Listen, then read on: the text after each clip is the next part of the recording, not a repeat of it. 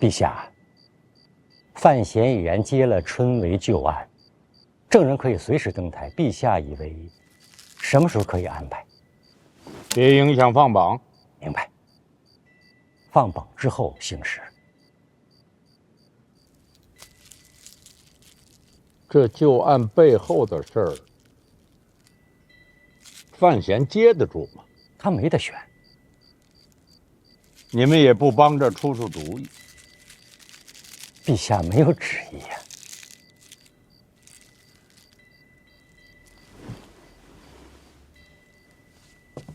你又不是木偶。臣愿意当木偶。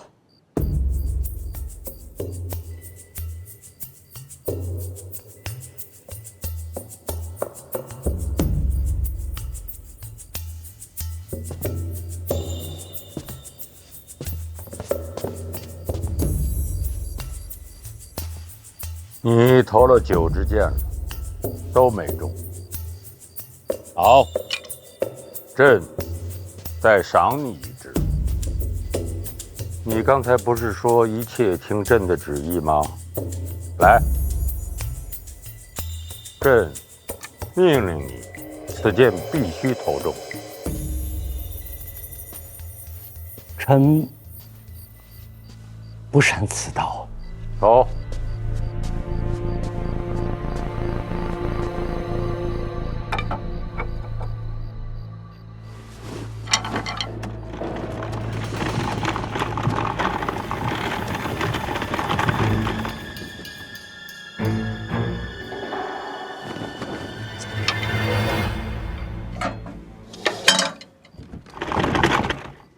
陛下，中了！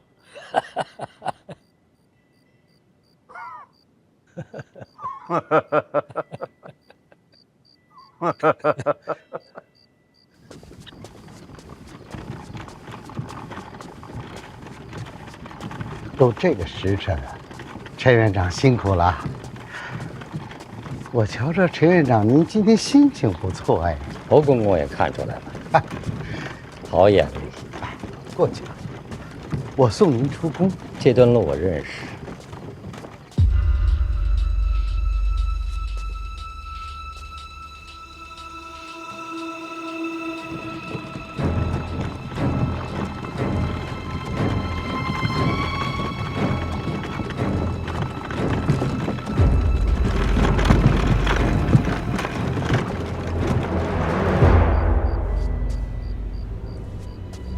不忍心者，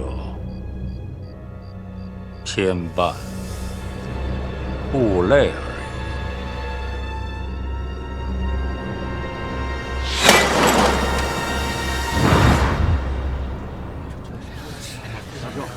别急，以您的学识，一定金榜题名啊！我这东西怎么能那么小？不要再。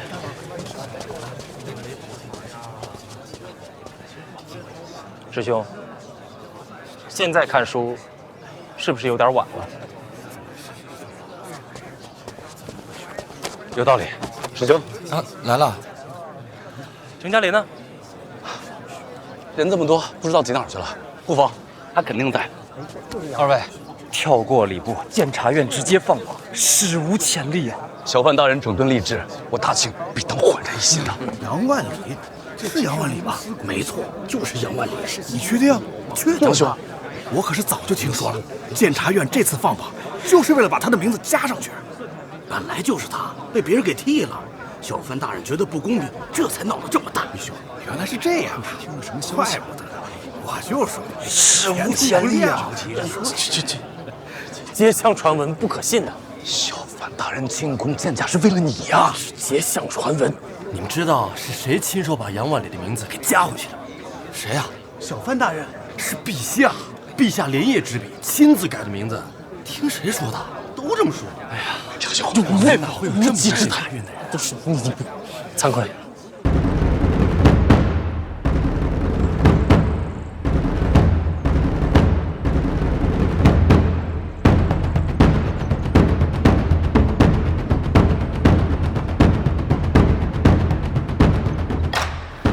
大人，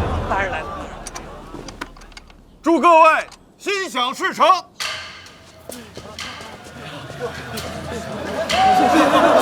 要封榜了！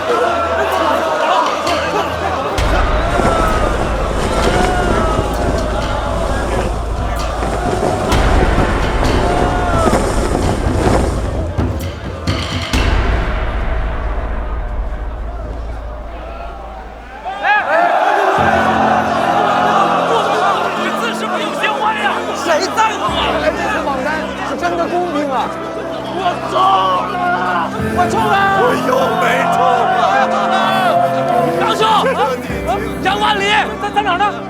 公示第5名，特别靠前。卫士榜单，这不分高低，都一样的。想喊就喊出来吧！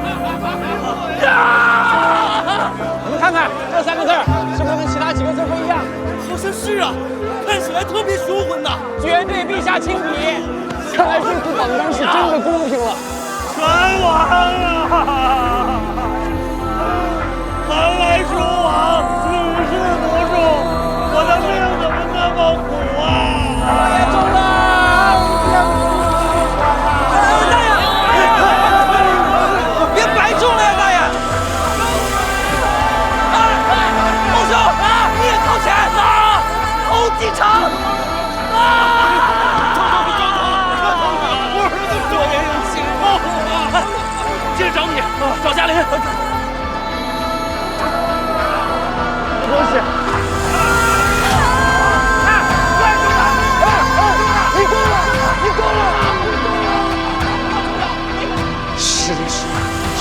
程嘉林，中了！险些看漏了，中了就好。师兄，是战力，莫要着急，也许是看漏了，再对一遍。对，再过一遍啊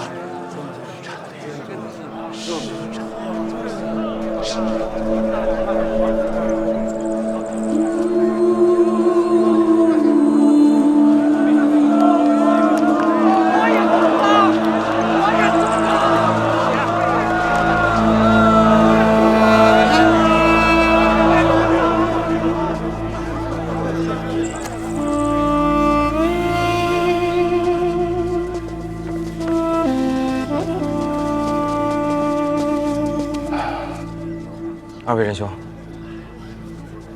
恭喜2位仁兄啊，金榜题名。潜心苦读，下一次必当高中。诚君贵言。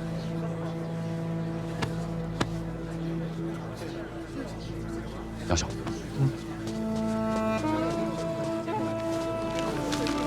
现在榜单已出，尘埃已落定，该去拜访小范大人了吧？哦，那是自然。既然榜单已出，现在登门拜访，就再没有别的顾虑了。我现在就去询嘉玲。嘉玲啊，你中了！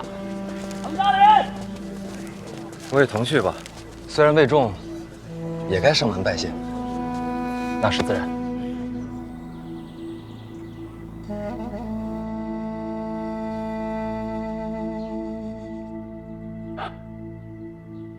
咱们再练习一次啊！不用了，已经练了很多遍了。来了。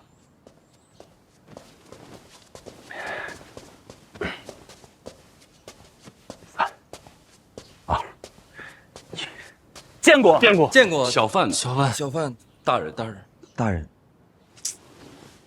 你俩也不齐啊，赖我。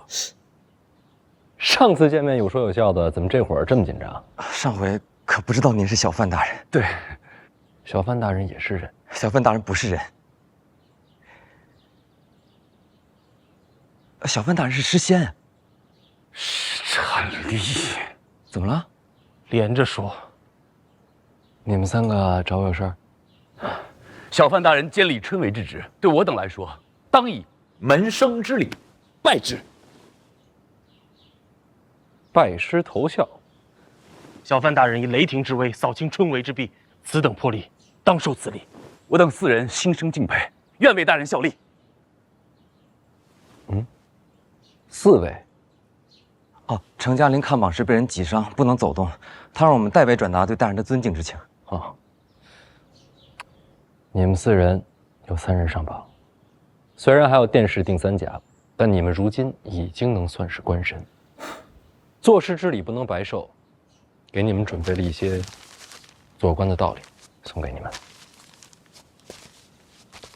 我想说的全在上面，去吧。大人，先生，学生告退了。先生，学生告退。石产力，你留一下。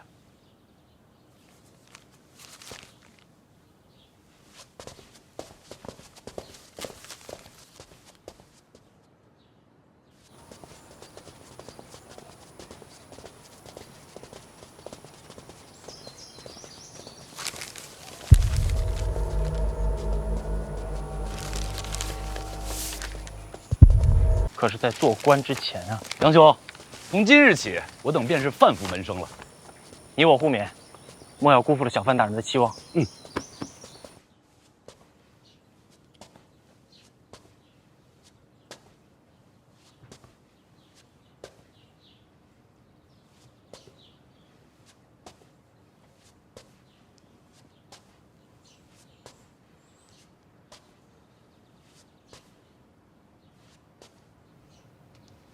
大人，我没考上。我知道。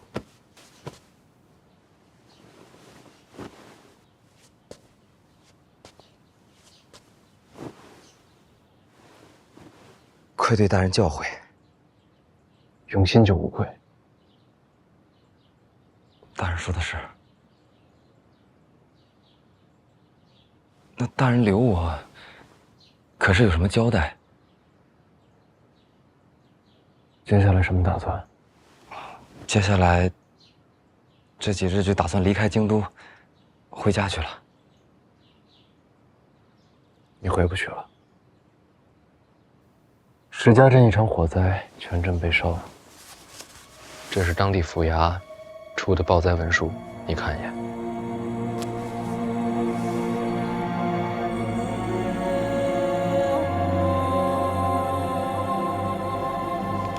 这场火灾或许不是天灾。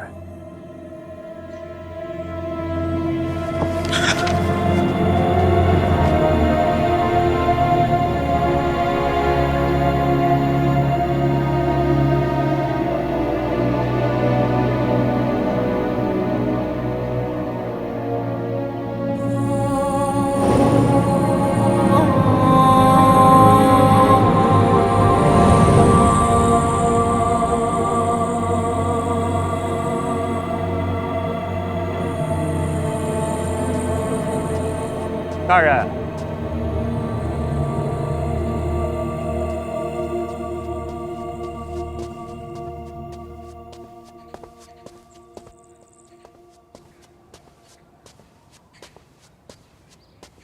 贺宗伟求见。先把他带走吧，我晚点过来见他。是，大人。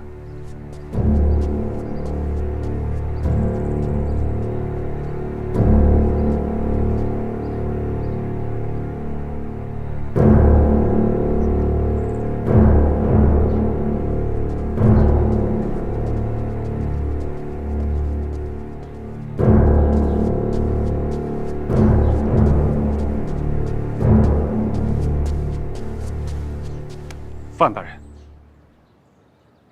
贺宗伟又见面了。读书人不能做狗，也不该做狗。上次听了范大人的教诲，贺某受益良多，在此拜谢大人。这次春闱怎么没见你啊？贺某本该投身考场的，可这人间总有些事比科举重要。10年寒窗渐生仕途，对你来说，还有比这重要的？自然是。人命关天，沉冤难雪。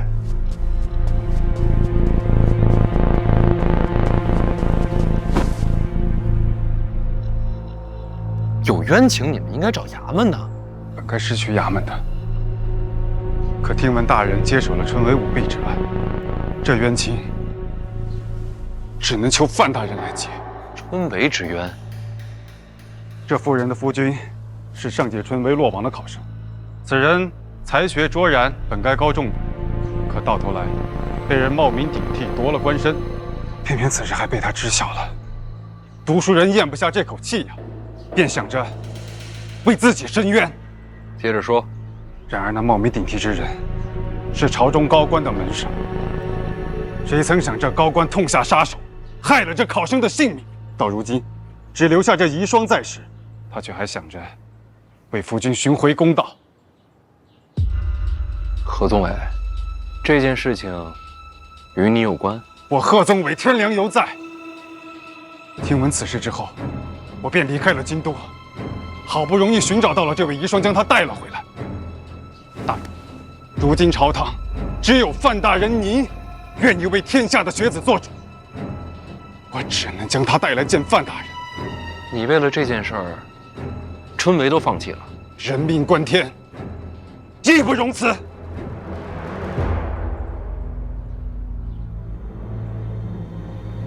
你可否知道，那位害死你夫君的高官是谁？小女子知道。那就说出来。春闱舞弊，夺我夫君性命的，是当朝宰相林若甫。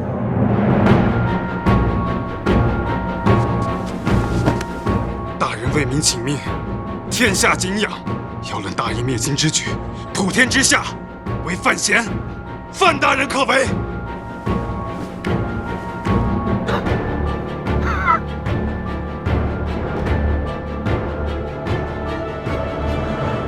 顾辰呐，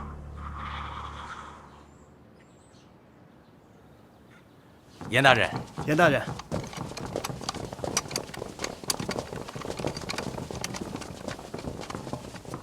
找我。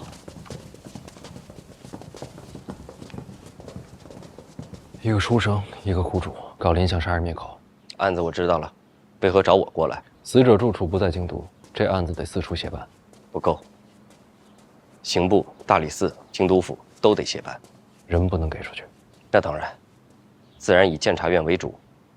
这些衙门在哪儿，我都得挨个认。要不这样，跟各部打交道的事儿，你先帮我弄着。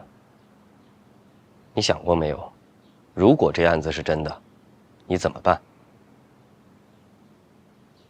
长公主算是被你赶出京都，现在轮到林相，你怎么面对郡主？你想让我怎么做？把这案子转给我，我来秉公执法。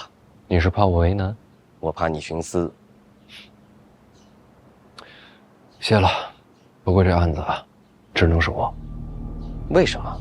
追查春闱舞弊是陛下钦定的差事，我无处可退。你觉得林相这案子，陛下事先知道吧？别这么想，太危险。你去哪儿？相府。这时候去相府啊？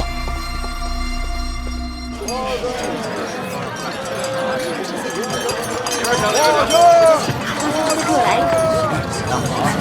慢走。哎，好嘞，好嘞，给您包起来。袁先生来了，您里边请，你们上座。来，喝杯茶。这茶真不错，是新鲜的很。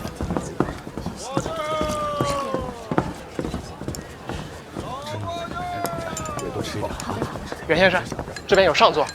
不必。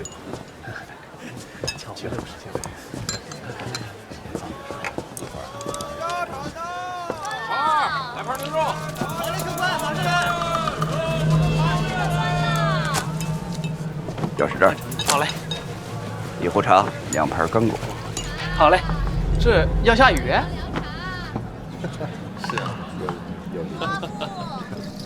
那边的窗户为什么关着？那下面是河，蚊虫多就关上了。哦。打开。哎。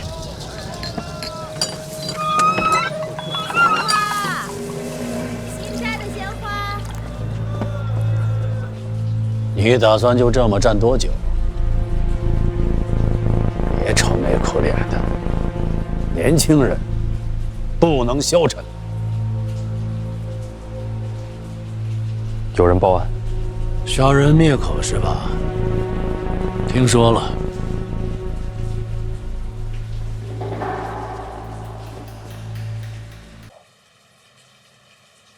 别愁眉苦脸的，年轻人不能消沉。有人报案，杀人灭口是吧？听说了。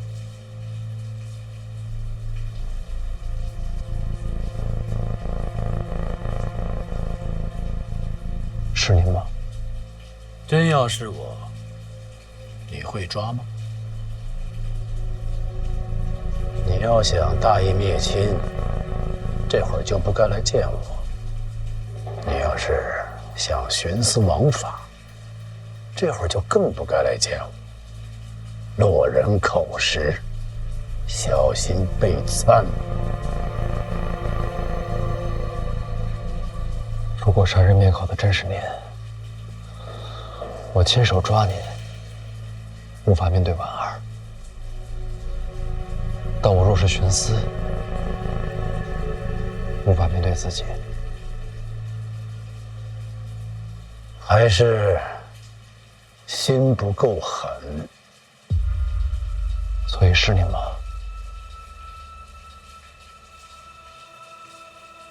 去年春闱，冒名顶替，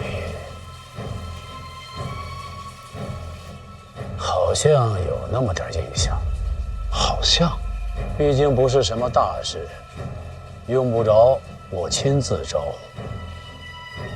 所以杀人灭口是您安排的？没有。治大国如烹小鲜，老杀人，这还怎么小鲜？不值当。所以您觉着这是诬告？倒也未必。我在官场混迹多年，门生旧故太多，自己都认不过来。这么多人，良莠难辨，总会有坏的、蠢的。那时候办理春闱仪式的就这些人，若真有杀人，从他们查起，或许会有个结果。真不是您？绝不是我。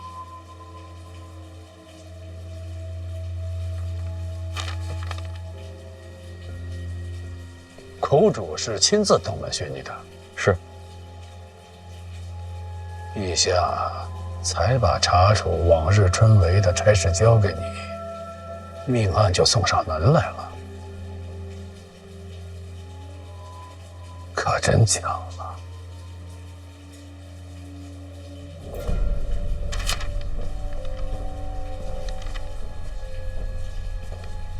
若是这样，这几个名字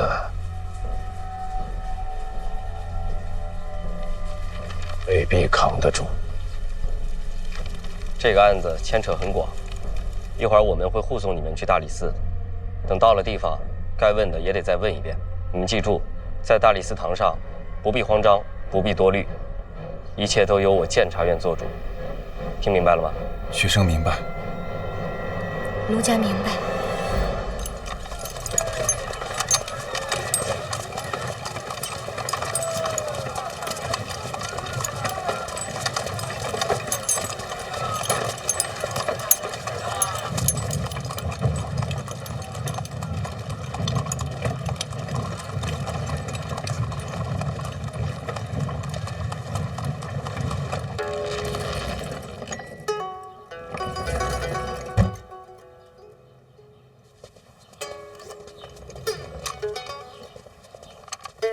你拉这个有什么用啊？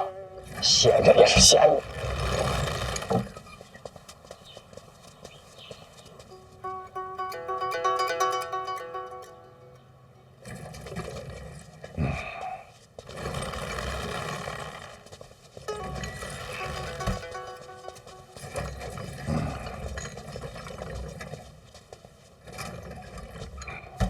院长，若海来了，有事啊？范闲查案的事，您知道了吧？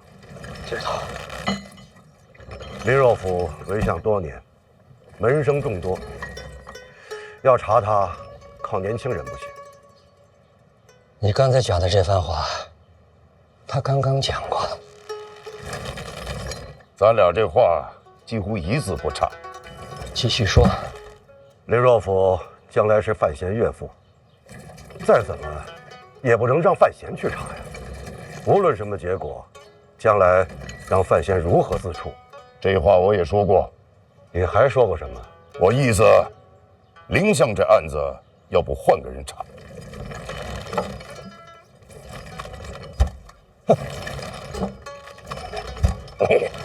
怎么没人？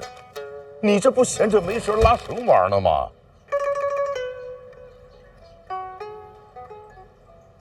我来吧，案子给我，我替孩子们接了。你这是何苦啊？他又不姓严。你让他接手监察院，咱们老一辈的，好歹要护着接。我看行。你一个户部的，就别管监察院的事情了，你接不了。为什么？人家点名让范闲，谁审还不是一样？监察院行事又不是儿戏，你让范闲查林若甫，这不就是儿戏吗？言之有理。你们俩还一唱一搭上了。这说道理呢？道理很简单，这个案子必须是范闲去查。天恩浩荡，你俩应该明白。这件事情救不了的。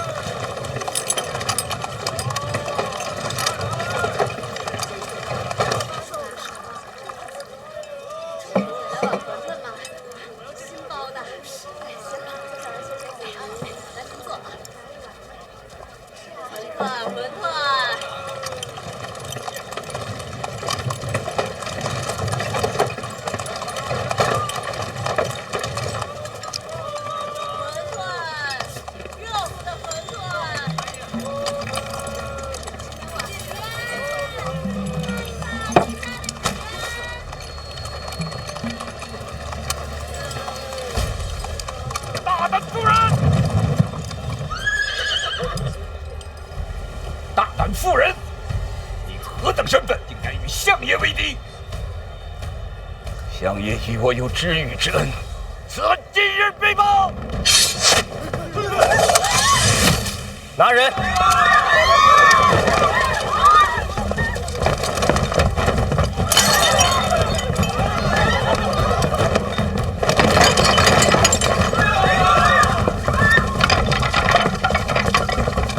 追，别再跑了！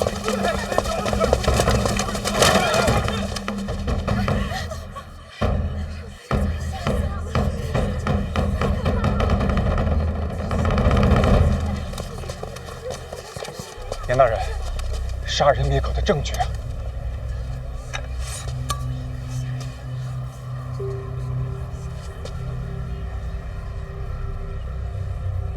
受伤了吗？监察院威名远扬，有严大人在，这位在，百姓是放心的。严大人，那好像是袁宏道，林相门客。别好像了，就是他。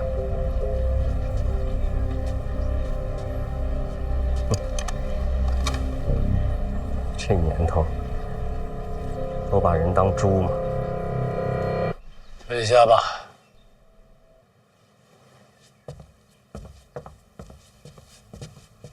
袁先生办道刺杀，未遂。这罪名可就坐实了。那是。袁先生多年在我门下，撇不清啊。这袁先生为何要这么做啊？我还以为你会问我，是不是我主使的？您又不是傻的。真想不到啊，这袁先生这么多年深藏不露，真没看出来。他究竟是谁的案子？已经不重要了。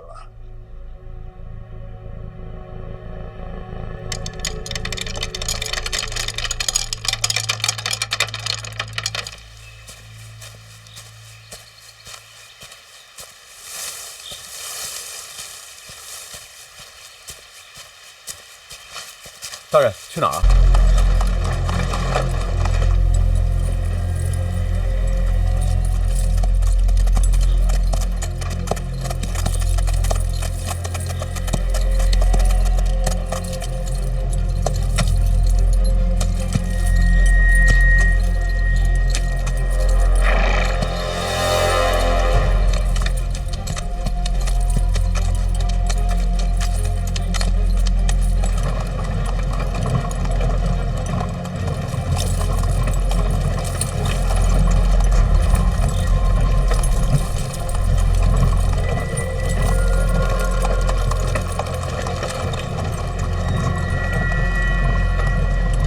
继续走，不用停。是。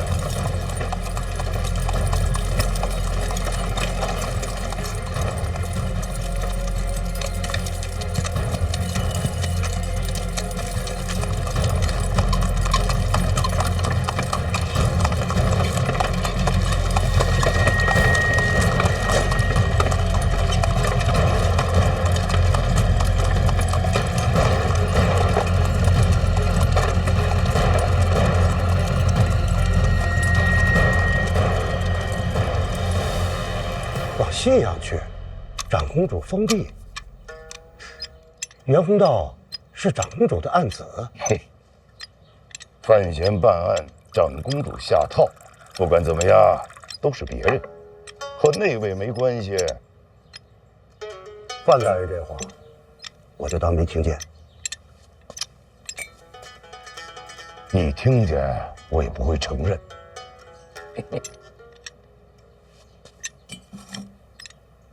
院长，黑旗都跟着了，不抓袁宏道吗？林相现在奔宫里去了，范闲也跟着去了。他凑这热闹干嘛啊？没有办法的事。这看起来可有点范闲大义灭亲，亲自押林若甫见驾的意思。林若甫为官多年，门生众多。这样一来，都会恨上范闲。不怕，恨我的人也很多。你多大，他多大，这能比吗？不用他。林相数十年风波看尽，他还有什么不明白的？哼，这局面了，林相还能自保？他有的是选的。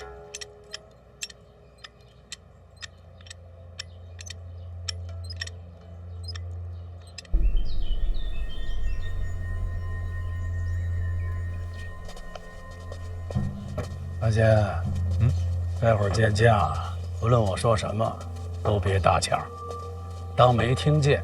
要不我还是别跟着进去了。那不行，你得在。要是能把袁宏道抓回来，让他承认是被人指使，或许还有出路。监察院真要抓人，早就把人抓回来了。二爷，老奴还在呢。我们说的话，你都如实报与陛下，这才显得坦荡。二爷，私下说不好吗？大公者向来无私。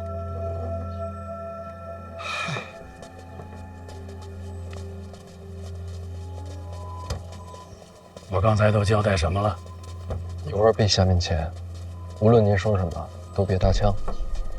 陛下如果向你要太多，你就装傻。林相，坦荡。无私。都记住了。接下来这出戏，你要好好看，用心学，将来就是你和陛下搭台了。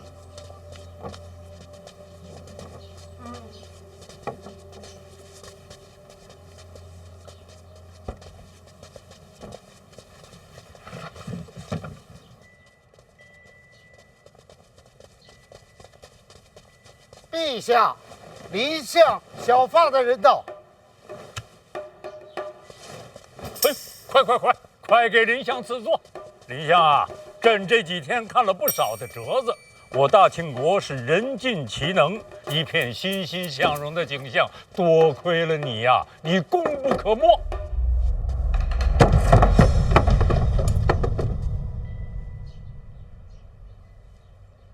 这是我撞倒的。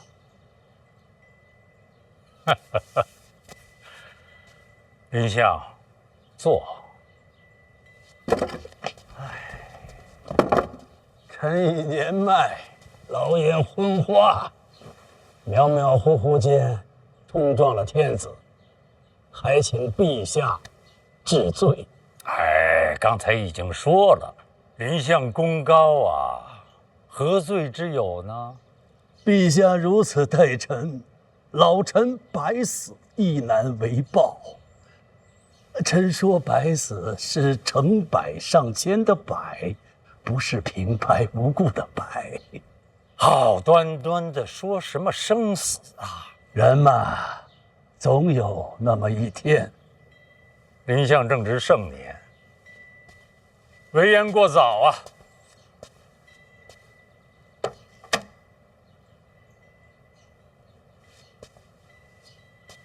林相，此次前来，恐怕不同于往常吧？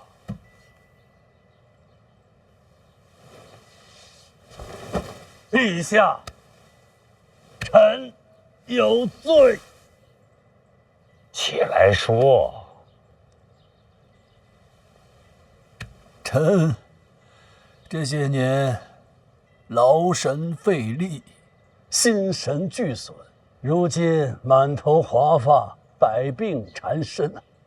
臣这般残躯无力国事，尸位素餐，心中难免惶恐，恳请陛下放老臣告老还乡。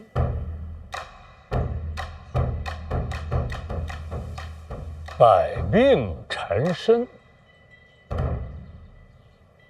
范闲，臣在。你觉得林相说的是实情吗？回陛下，臣年纪小，看不清楚。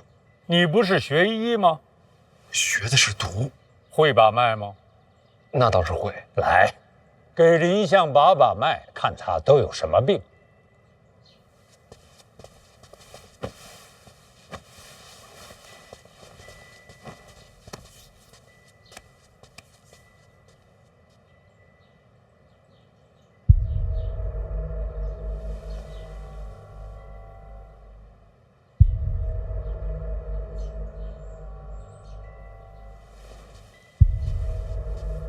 回陛下，还行。什么是还行？从脉象上看不出异常。上年纪了，不算病症。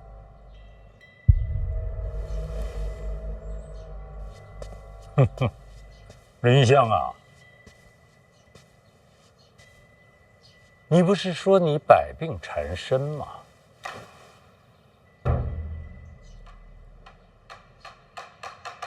臣方才碰到椅子，陛下不是瞧见了吗？眼睛都不行了。范闲，眼睛不行，这脉象看得出来吗？那看不出来。臣驾前失仪，若无眼疾，岂不是死罪？叶落归根，晨起骸骨，但求归葬乡土。林相，你劳苦功高啊，你这一走，满朝的官员恐怕都不干了。陛下错了，这些年臣身居高位，享尽荣华，为国效力理所应当，怎敢言功啊？能说无过，亦是侥幸啊。有功有过，两不相欠。年纪大欠不起，还望陛下恩准。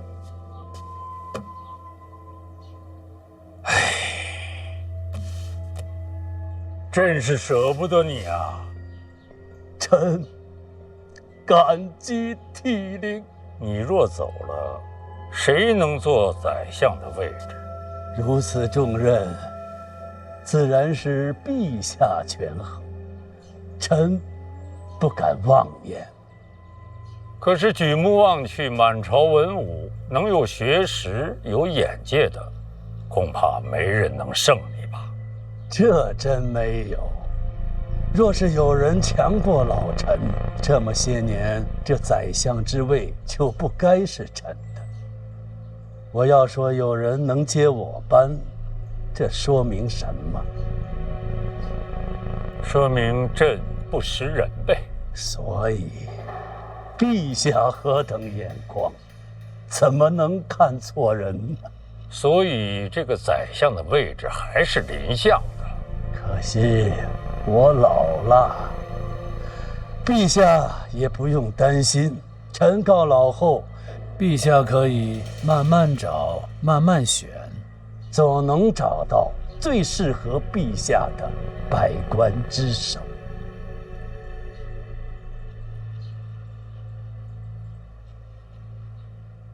林相，你的门下门生众多，哪些可以堪以重任？能否列个名册，朕日后好提吧？臣为官清正，不搞这一套。林相也会这一套，是吧？不敢。陛下眼光胜过老臣100倍，臣不敢。什么时候动身？即刻离京。范闲和婉儿的大婚将至，你不再等等吗？不等了，归心似箭呐。可惜啊。想问林相，此次返乡是否孤身而行？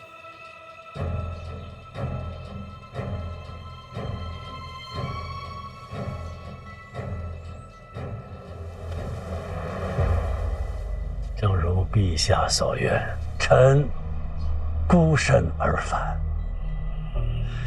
臣那个儿子心智不全，千里迢迢远归故里，怕他意外，所以这个孩子就不带着了。范闲，大宝平日和你走得近，还得麻烦你来照顾。转天我将人送到你家，当然也不会亏欠你，吃喝用度全在里边。这倒是不必了。不能克扣饮食，这可有陛下为证。林相，朕送送你。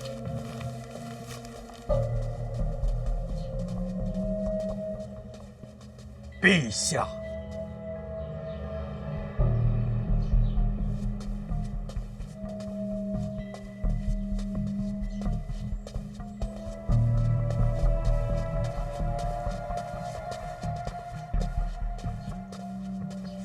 这个老狐狸，临走还挖了个坑。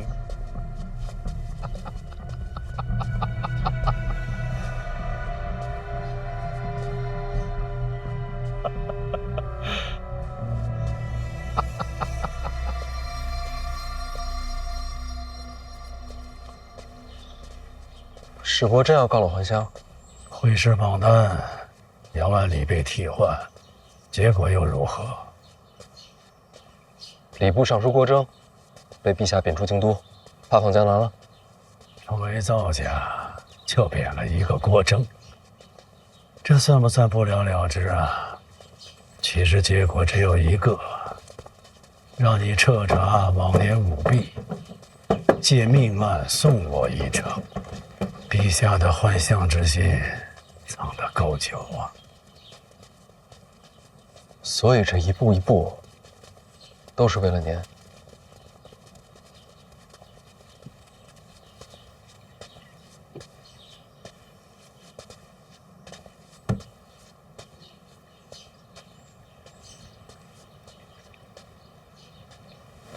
就是为我准备的。哎呀，我还想着，这为什么非要让你做剧中郎啊？现在我看明白了，原来这春闱是为我准备的。老二以为给你下了套，结果被陛下当了出头鸟，借势而为，不着痕迹。陛下这借力打力的手段，真是炉火纯青。哎，你得好好学学。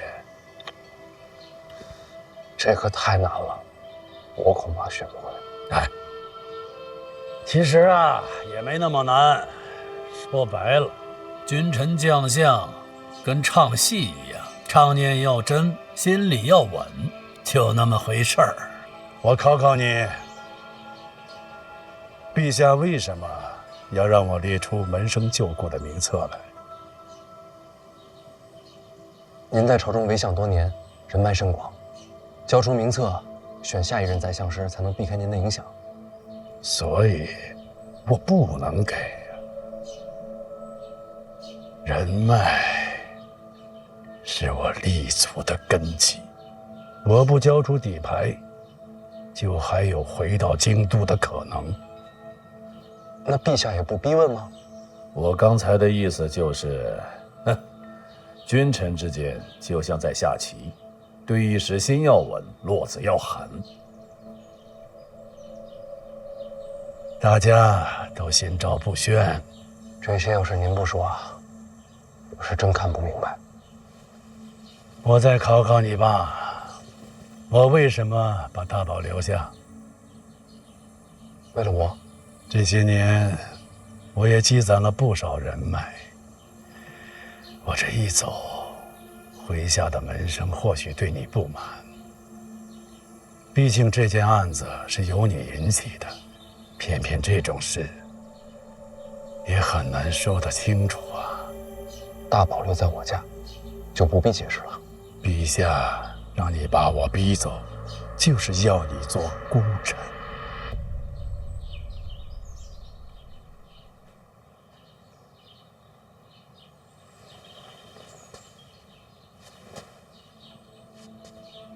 我懂，你懂个球！陛下要的不是你要。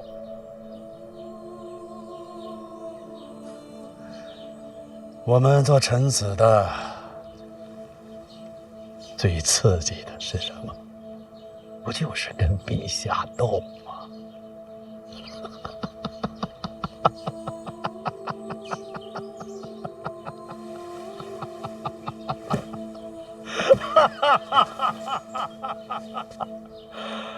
我斗输了，接下来就该你了。叔，小点声。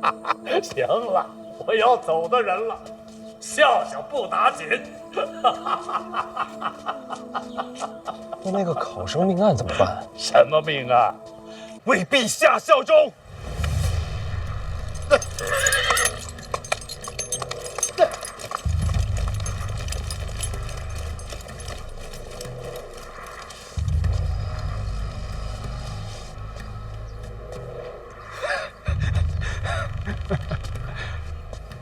诸位，都请起吧，都起来，都起来，都起来。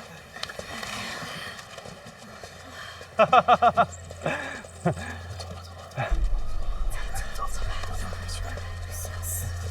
严大人，今后你我同朝为官，多多照应。先把大理寺这一趟走完吧。什么大理寺啊？命案会审，你这就忘了？我告了，严大人。你当我朝法都是什么？严大人，您误会了。严大人，实在是死者遗孀伤心过度，不力为继了。便如贺大人所言，小女子不告了。您看，人命关天呐，岂是儿戏？严重了，严大人。这还未在府衙立案，倒也不违法度，只是叨扰了小范大人。回头贺某亲自去范府谢罪。严大人，你海涵。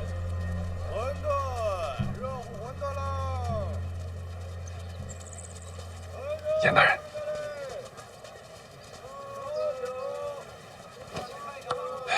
要不这样，贺某自己参自己一本，恳请圣裁，行吗？刚才拦路杀人，也算了。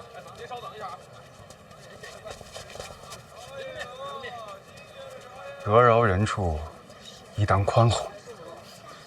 您觉得呢？哼！会议处，恭送严大人。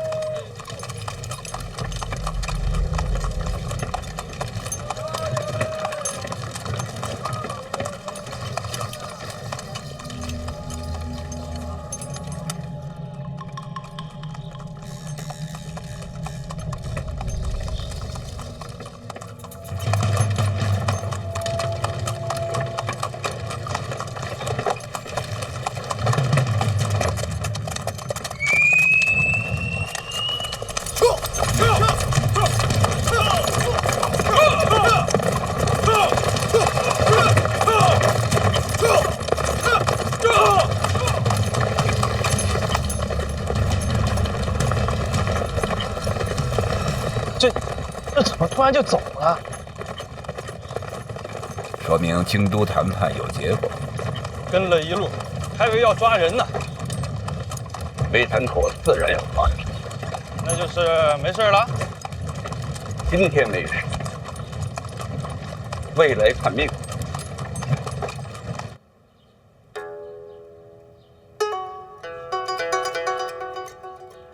若海，轴，轴都快掉了。你交给手底下修不行吗？这个东西不能交给别人，还得有人偷了不成？这东西不能别人碰。为什么？藏着秘密。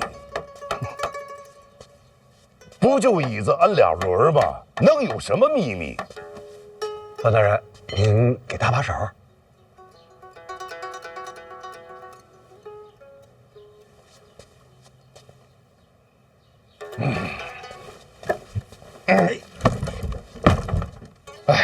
这行了吧？若海，那边，那边没完了是吧？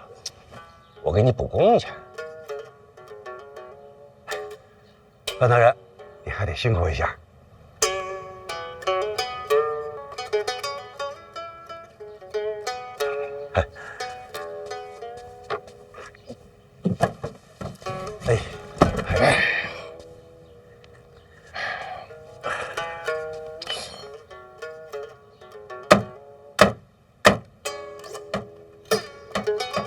林若甫的事儿就这么了了？他为相多年，势力遍布朝堂，换了你怎么办？就这样的朝堂，你还让范闲接监察院？他接得住。若海，上对。你知道下一个该谁告老？你不能告老，范闲根基不稳，你得扶着。范大人，这还得帮忙扶一下。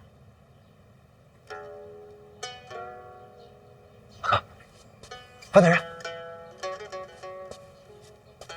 哎，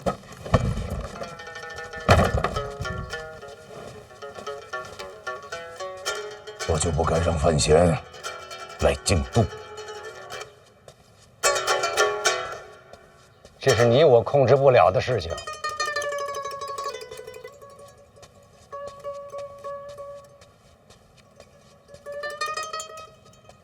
院长，修好了。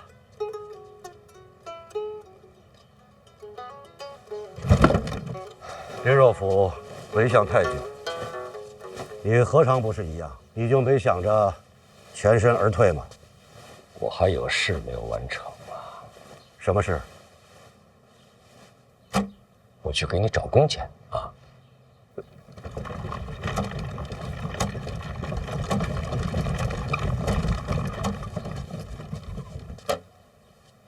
你今天的曲子弹得不好。这儿弹琴，心慌。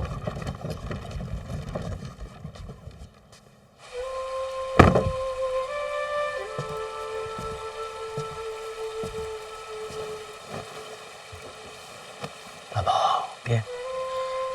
住到范闲家里，要听话，要知道叫人。爹放心，大宝会听话的。把自己的衣服整理好，啊，干净一点，别跟别人吵架。如果受到什么委屈，就跟范闲和婉儿说，明白吗？爹放心，他们俩一定会帮我的。大宝，爹接下来的话，你可能听不懂，不过也没关系，你只要记在心里就行了。你记住，人是会变的，人是会变的，所以不管别人说什么，都别信。你只要相信范闲和婉儿2个人就够了，明白吗？只相信小贤贤和婉儿。小贤贤这个称呼以后就私下叫啊，有别人在，最好就别叫了。怕范闲心里不高兴。不会的，不会的，爹。小贤贤不会因为这个生气的。爹当然相信范闲和婉儿了，不然也不会啊。但是万一，爹只是说万一，有一天他们俩不那么喜欢你了，也不太爱跟你说话了，你就试着安静一点，自己跟自己说话，自己跟自己玩儿，你就全在那儿，慢慢的活，就好像玩一个尽量不打扰别人的游戏，明白吗？为什么，爹？他们为什么会不喜欢我啊？爹也觉得他们不会，爹只是说万一。我懂，人是会变的。大宝真聪明，就算有那么一天，也没关系啊。这世上没有人天生应该对你好。在世上，没有人天生就应该对我好。爹例外。爹例外。对，爹例外。爹例外。爹例外。爹例外。爹例外。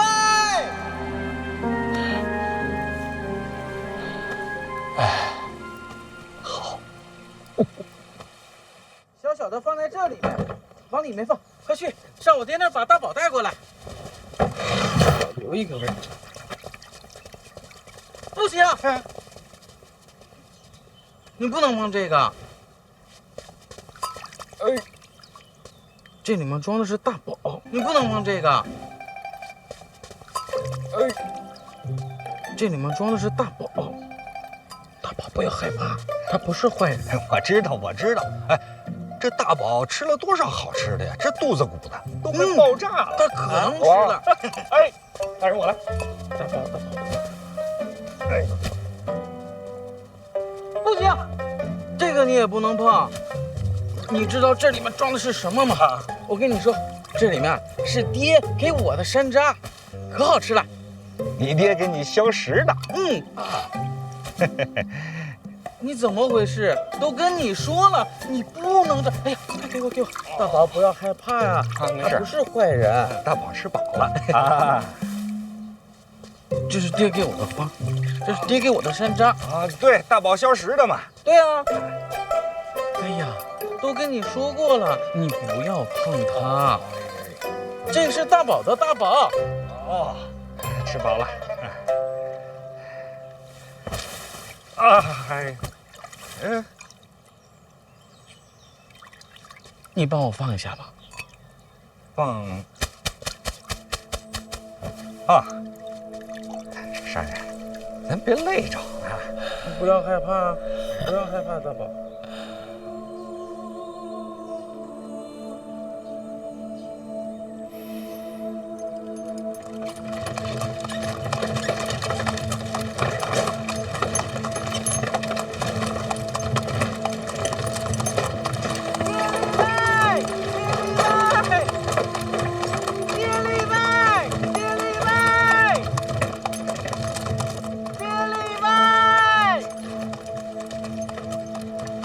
大宝，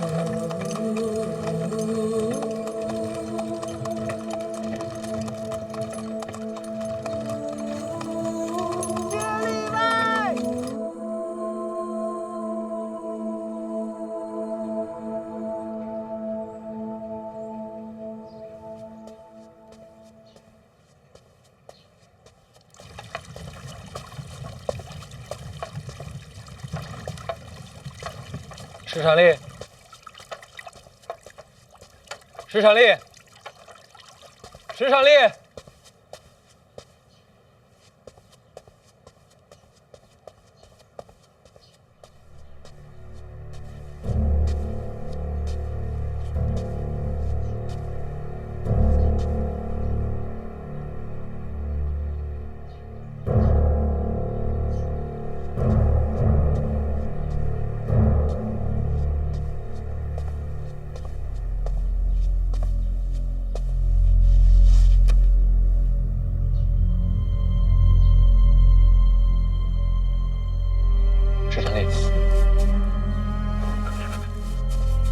大人，报在文书上说，是天干物燥，意外起火。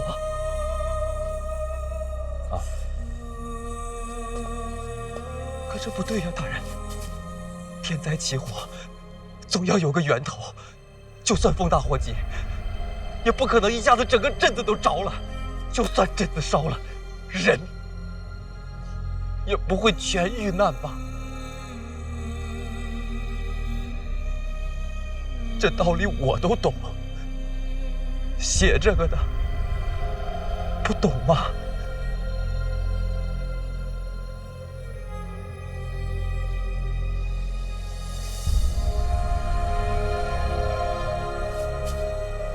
一镇子的人，这样的火，就换来这个。我人赶到的时候，镇子已经被烧尽了，一个都没留。二哥这一手也太狠了，这镇子被烧光了，走私的线也就断了，关键是可惜了那么多条人命啊！镇子没了，总要有个说法。意外失火，这就完了？我斗胆问一句：放火的人是不是有权有势啊？是谁放的火，现在还不知道，但结论没错，必定被告全状。那还能查吗？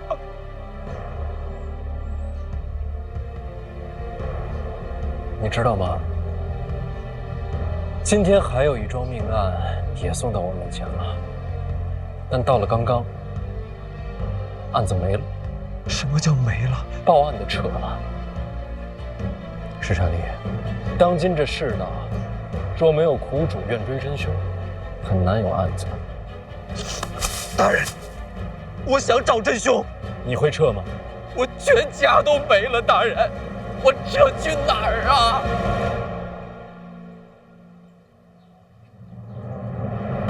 好，你这案子我接下了。不仅如此，你这人我也接下了。从今往后，你就是我麾下门客。这案子我不能保证一时半会儿给你结果，但我答应你，我会一直查下去。石善利愿为大人效死。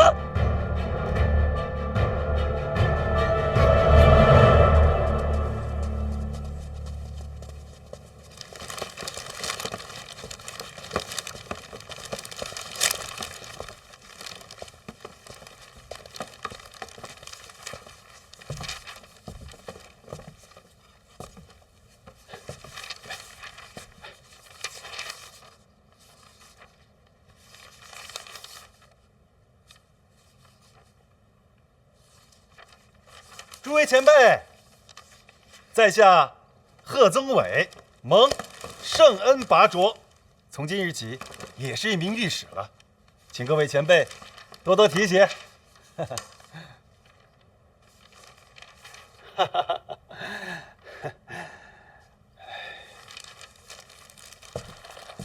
初次见面，不成敬意，请笑纳，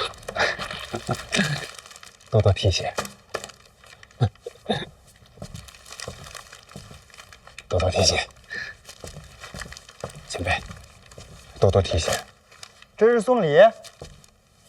非也。贺某深知，咱们做御史的就担着肃清吏治、弹劾百官的重任，这送礼贿赂乃是大忌，万万不可取。不过，各位前辈放心啊，这都是顺路买的一些小点心，还是最便宜的，纯的心意。有劳前辈给大家分发一下。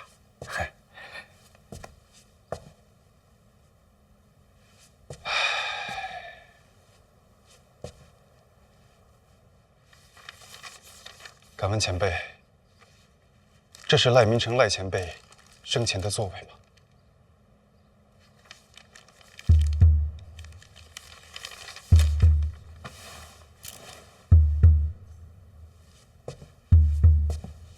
前辈，有火吗？点一下。你做什么？不瞒各位，赖明成赖前辈就是贺某的指路明灯。虽未曾谋面，可在贺某的心中，如师如友。赖御史身亡，贺某悲痛万分。如今见到赖前辈生前的座位，说什么也得拜一拜。哎，这是干什么呀？那你也不能在督察院拜了。不要这样，不要这样！哎呀，贺御史，快请起吧！哎呀，是啊，太激动了。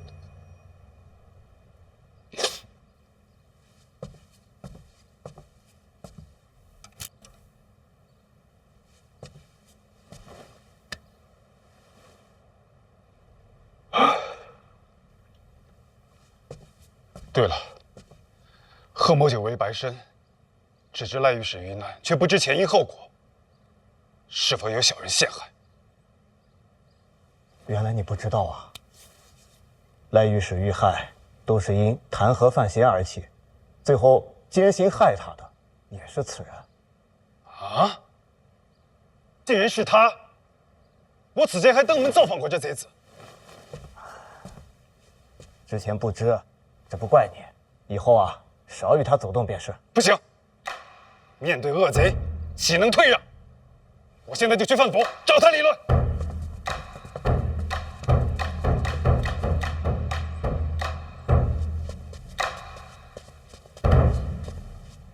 敢问兄台，有刀吗？没有。可否帮我借一把？啊，我也刚来，不熟。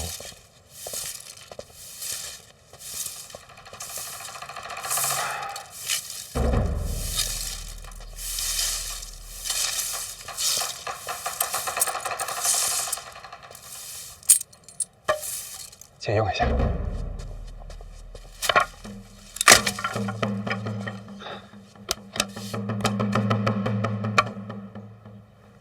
不谢啊。啊。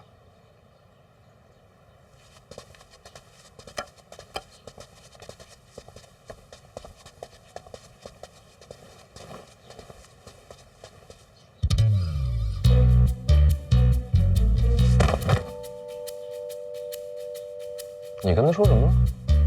贺某向小范大人请罪，恳请小范大人责罚。贺宗伟，你现在好歹也是个御史，这官绅说跪就跪吗？请大人饶命！我什么时候说要你命了？大人，之前小的将春为命案送到大人府上，是实实在在的得罪了大人。大人，我的为人您是清楚的。嗯，那是真清楚。大人，论才学，大人文才经世；论官场，大人身兼数职，权势滔天；论情感，大人是我义父啊！别，没你这偏眼儿子。贺宗伟，我知道你是个工具人，没打算报复，起来滚蛋！大人，您打我一顿，解解气。要不，请手下代劳一下。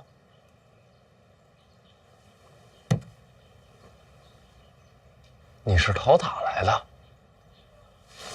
大人，赖明成死了以后，督察院同仇敌忾，将您视为眼中钉啊！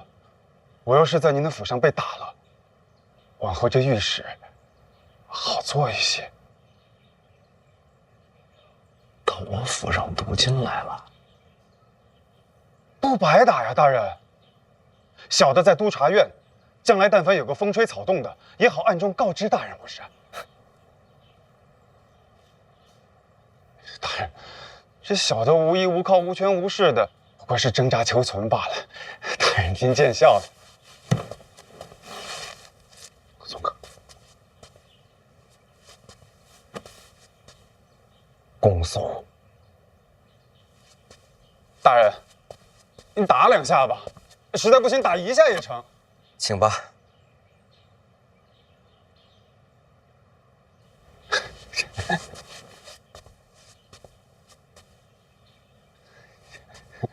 大人，仁慈。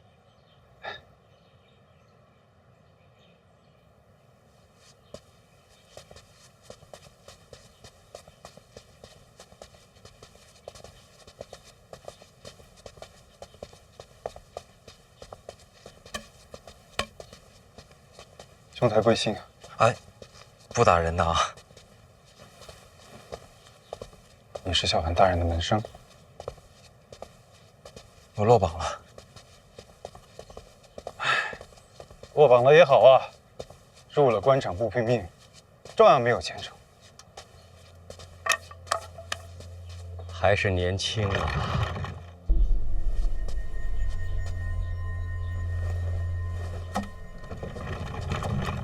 贺宗伟这样的人看着世故，但是过。您什么时候到的？早就到了，看你正忙，没敢打扰你。有事儿？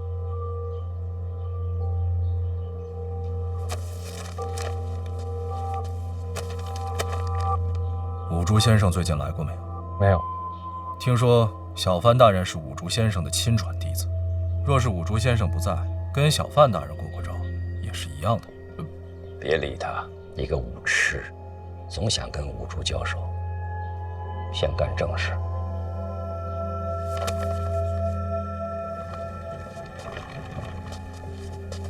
监察院五处你应该知道。知道，掌管黑旗的。对。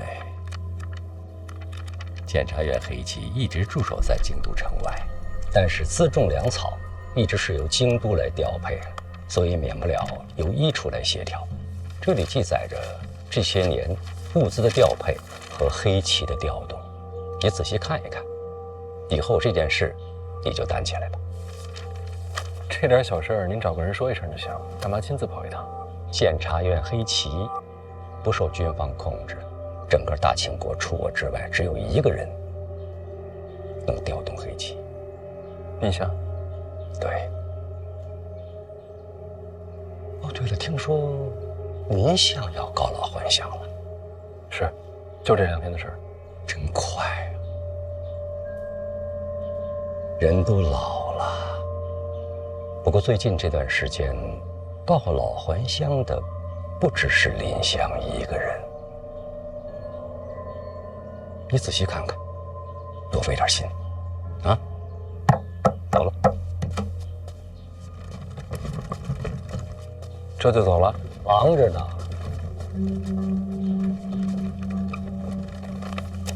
这算什么？哑谜吗？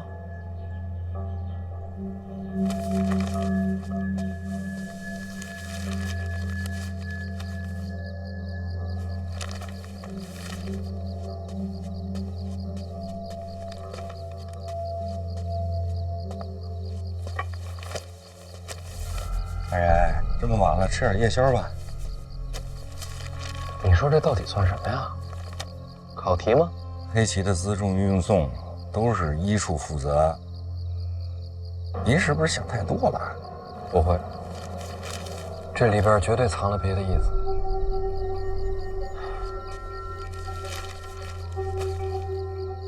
哎呀，就是想不出来。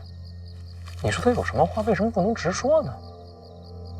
会不会这话他就是不能直说呀？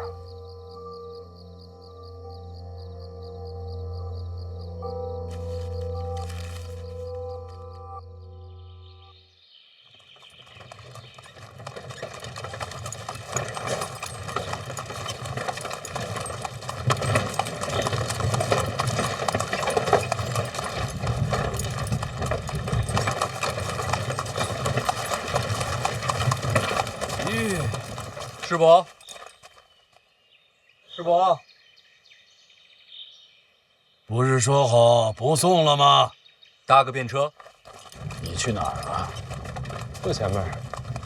又打什么主意啊？师伯这次离京，未免有些冷清。这送别吧，哭哭啼啼，喝践行酒，吟送别诗，这一套下来，累得很。年纪大了，安静些好。师伯放心，我不搞这套。大宝，我家饭菜他很喜欢，这2天吃胖了。那就好，那就好。按您的意思，我没跟他说你要走，这就对了。让他开开心心的，少碰离别。但我觉得，您离开京都，心里想见最后一面的，应该还是家人。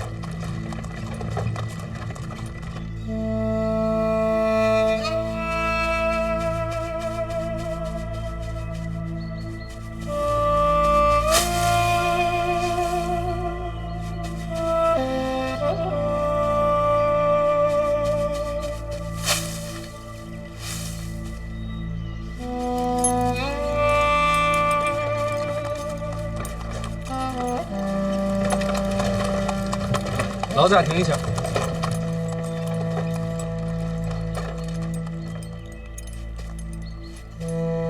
哥，哎，晚，怎么了晚？晚，怎么了晚？咱们朝那儿磕个头吧。啊？为什么呀？我只跟大宝说是来踏青，没说别的。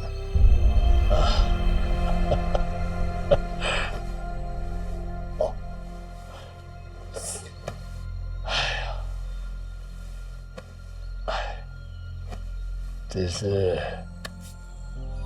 难为你了。师傅，那我下车了。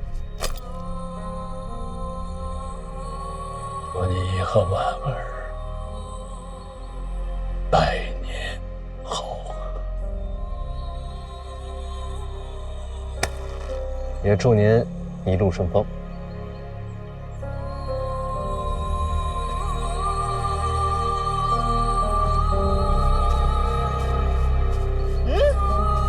小贤贤，小贤贤，小贤贤，小贤贤，小贤贤，小贤贤，小贤贤，婉儿。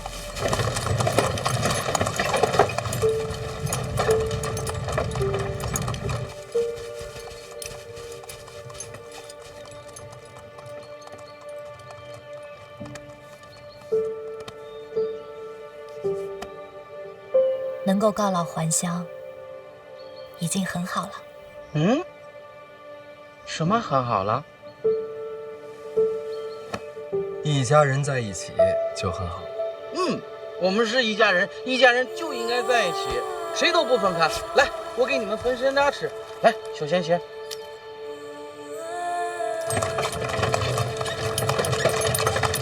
婉儿，给你。谢谢哥。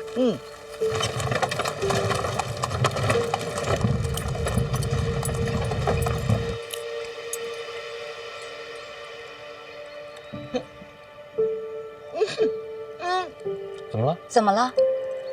这个山楂好酸呐，要是爹在就好了。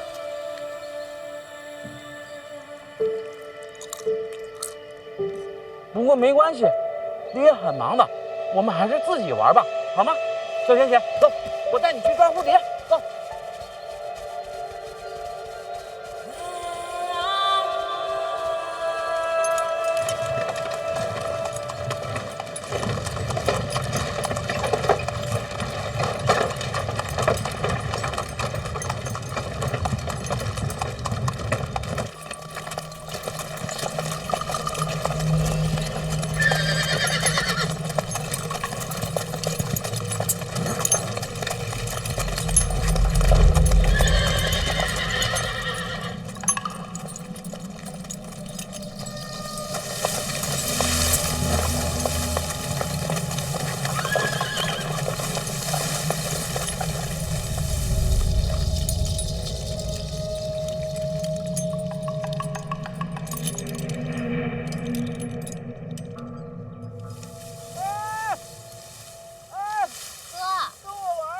小心点儿！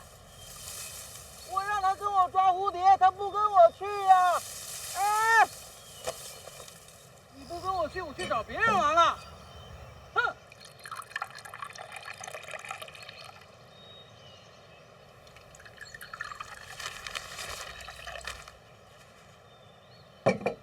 怎么了？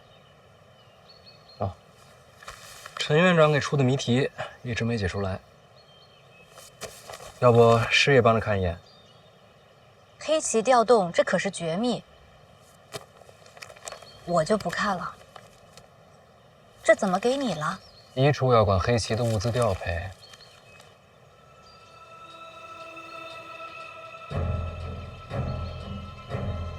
你刚才说什么？黑旗调动，这可是绝密。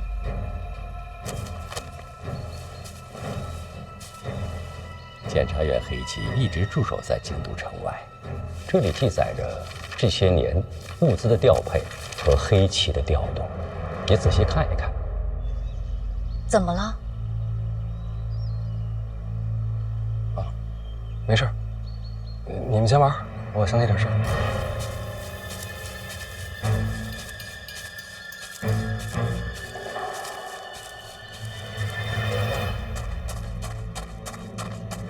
老铁，哎，大人要回去了吗？今儿带多少人来？就从一处调了几个，在这周围护着呢。没有，怎么了？院长让一处协助黑旗物资调动。没错。那这上面只记物资进出就够了，为什么还记了黑旗兵马调动？是不是想要让大人一点点的接手黑旗啊？有马吗？那儿呢。真快啊！人都老了，最近这段时间，告老还乡的不只是林香一个人。最近告老还乡的重臣还有谁？最近告老还乡离京的，京都府尹梅志礼，您见过呀？下场如何？听说是让马匪给劫杀了。还记得那天吗？记着。看看哪天调动。6月13呀。这还真有黑旗领命出营呢。不会吧？还有最重要的一句，监察院黑旗不受军方控制，整个大清国除我之外，只有一个人能调动黑旗。难道是这哑谜打的还真是一句废话没有？走，这样说吧。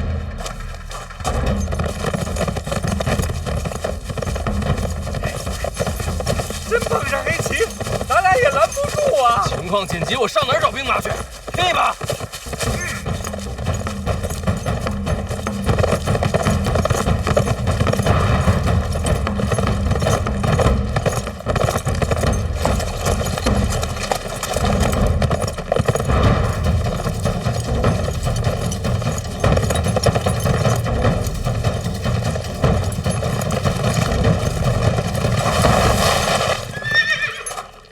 殿下，哟，这不是范闲吗？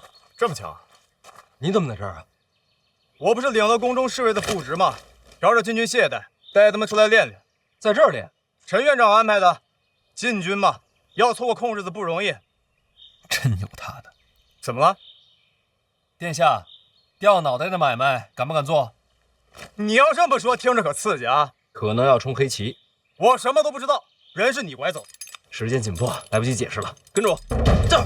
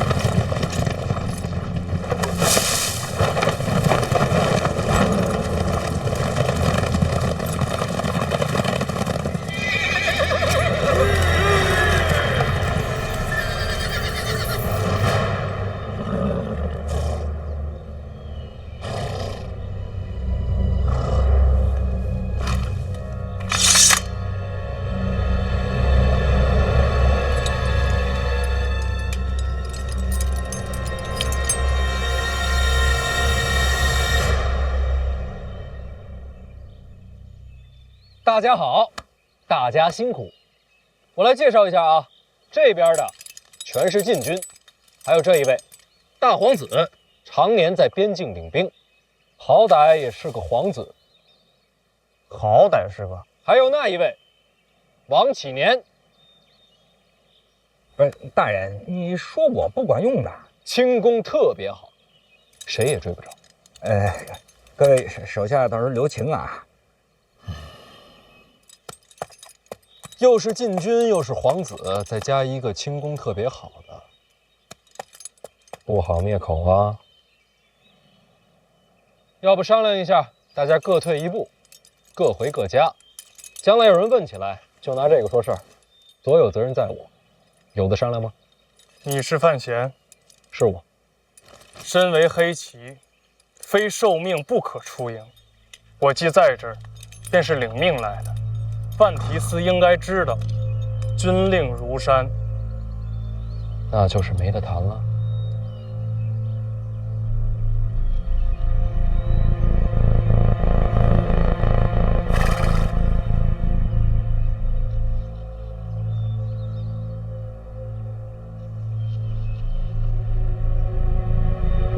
收。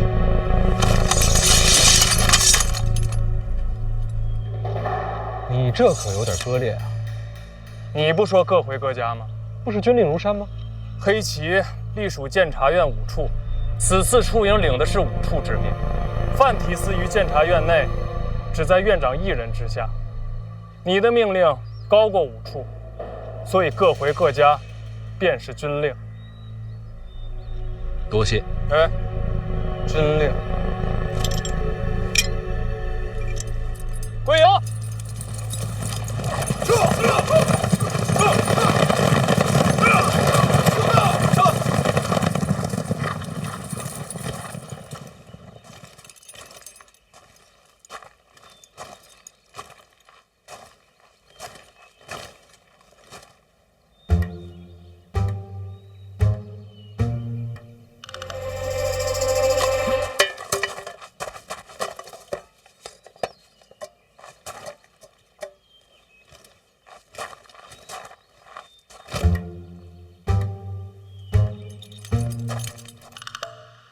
这是还有事儿？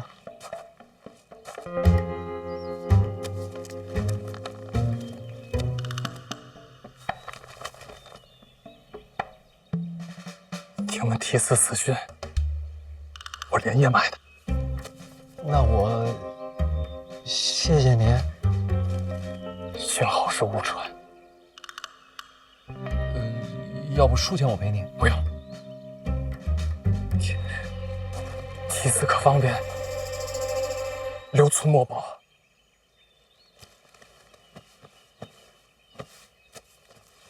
没带笔啊？有笔吗？别看我，干什么？写书也是书。笔，有笔，有笔。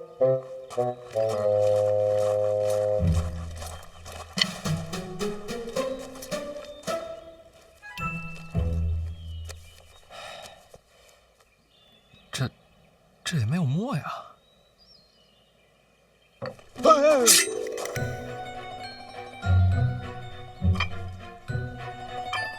研墨还需用水，茶水不行吧？好过用血。有道理。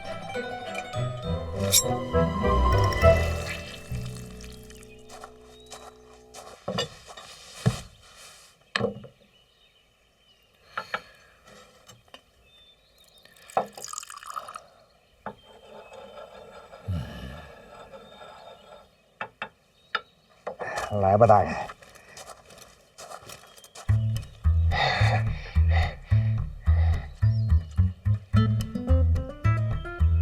二位挡光了。哦，吐一个吧。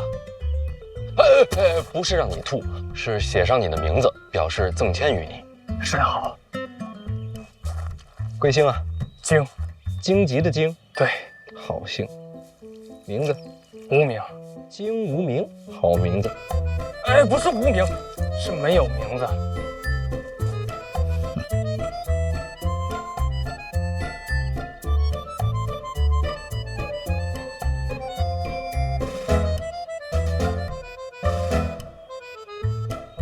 这职位？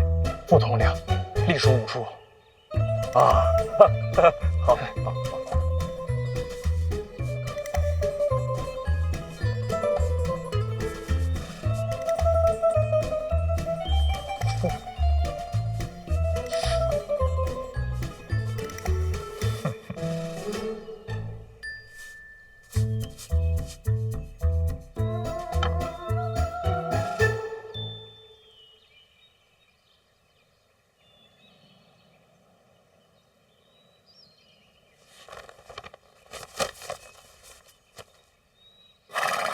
气儿不太好。你谦虚了。难怪院长说提丝落笔，鬼神一惊。多谢。金统领喜欢读诗？不懂，但喜欢。庆国文坛积弱已久，提丝横空出世，是那庆国之幸。在下即便不懂诗，也敬佩你这样的人。范提丝，你活得真好。红干。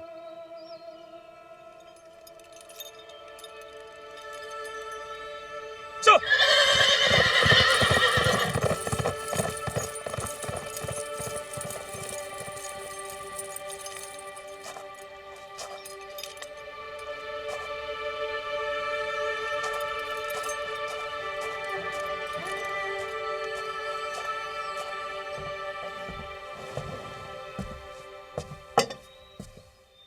你呀，是得练练字了。师伯，我陪您回乡。我猜错了。什么猜错了？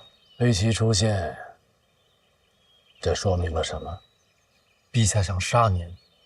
不对，陛下不是要幻象，而是要废相。有什么区别？废相。废除宰相之制，我判断错了，所以应对也就错了。你等一下，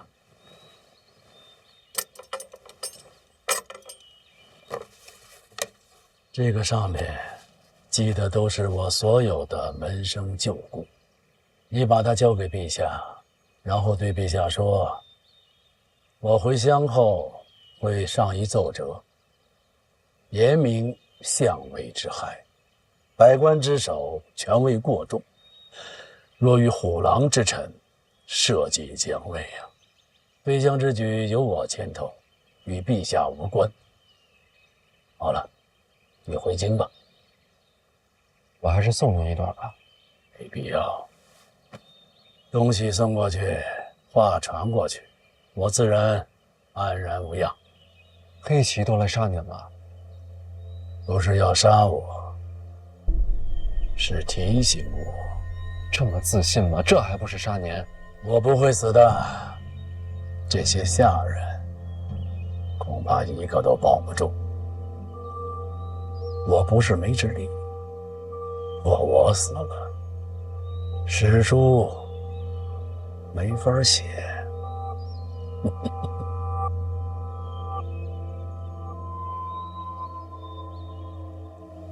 陛下真要提醒，当面说就是了，何必总这样？这还用我说吗？既是提醒，也是威胁。你觉得陛下手段如何？陛下行事鬼神莫测，手段高明。高什么明？手段也就是那样。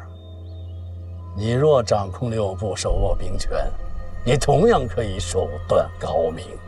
这话可以小声点。陛下最难得的地方就是，谁也看不穿他下一步会做什么。你与老二相争，陛下推波助澜，这才有了春闱斗法，继而引出舞弊一案，而舞弊又带出了我，于是陛下才达到了废相的目的。陛下借力打力，所有心思都潜藏不露。而且你要记住一点，永远不要完全信任陛下，不到最后一步，千万不要觉得自己看穿了他。您这话说的，好像我要跟陛下争斗似的。这就由不得你了。